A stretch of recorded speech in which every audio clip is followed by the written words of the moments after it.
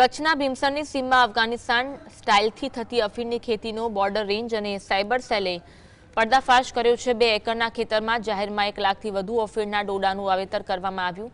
નવાઈની વાત એ છે કે પાક તૈયાર થઈ ગયો ત્યાં સુધી સ્થાનિક તંત્રને તેની જાણ સુદ્ધા નહોતી। પોલીસે આ મામલે ખેતર માલિક સહિત 3 આરોપીની ધરપકડ કરી કરોડોની કિંમતનો મુદ્દામાલ જપ્ત કર્યો। સરહદી જિલ્લામાં આટલા મોટા પાયે નશીલા પદાર્થનું વાવેતર કોના ઇશારે થતું હતું અને તેનું નેટવર્ક ક્યાં સુધી ફેલાયેલું છે તે દિશામાં હવે પોલીસે ઊંડી તપાસ શરૂ કરી છે। આજ અંગે વધુ વાત કરીશું। સંવાદદાતા દાઉદ અમારી સાથે ફોન લાઈન પર જોડાયા છે। દાઉદ, જે રીતે ખુલ્લેઆમ કચ્છમાં અફીણનું વાવેતર થયું છે, જે દ્રશ્યો જોવા મળી રહ્યા છે, કેવી કાર્યવાહી, વિગત જણાવશો?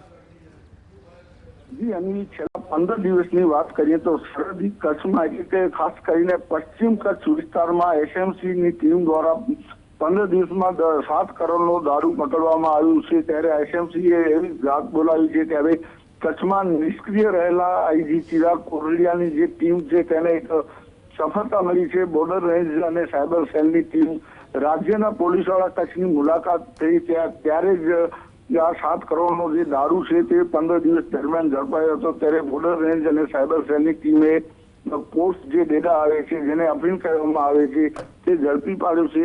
એટલે કે ભૂતકિયાની ભીમાસરની જે ટીમ છે ત્યાંથી આ બોર્ડર રેન્જની ટીમને સફળતા મળી છે। ત્યારે 2 એકરમાં વાવેતર કરવામાં આવેલ આ જે પોસ્ટ ડેટાના છોડો છે તેને તે ખેતર ઉપર દરોડો પાડી અને આશરે 1 લાખથી વધુ જે પોસ્ટ ડેટાના વાવેતર કરવામાં આવેલ છોડો હતા તેમના પર આ દરોડો પાડવામાં આવ્યો છે। બાતમીના આધારે આ કાર્યવાહી કરવામાં આવી છે।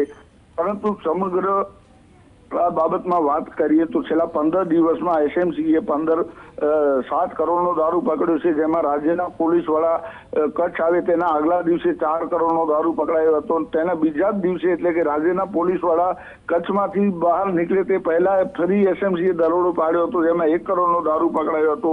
ત્યારે સતત નિષ્ક્રિય રહેલી ચિરાગ કોરડિયાની જે રેન્જ છે, બોર્ડર રેન્જ છે, તેમના દ્વારા આજે આ વાવેતર કરેલું જે ડેડાનું વાવેતર કરેલું હતું 2 એકરમાં, ત્યારે પોતાની આળસ ખંખેરી અને કાર્યવાહી કરી છે, જેની કુલ કિંમત તો હાલ ત્યારે જ બહાર આવે જ્યારે આ સમગ્ર છોડનું વાવેતર કરેલું છે જે કપાય અને તેની બહાર કિંમત આવશે। જી આભાર માહિતી આપવા માટે।